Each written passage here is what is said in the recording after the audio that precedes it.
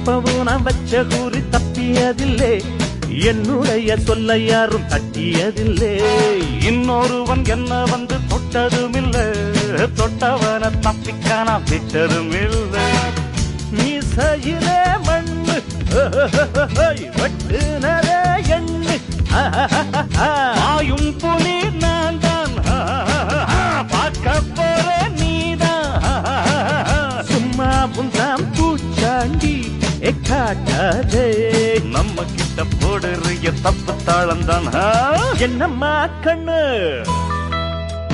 சொல்லம்மா கண்ணு, என்னம்மா கண்ணு சௌக்கியம்மா?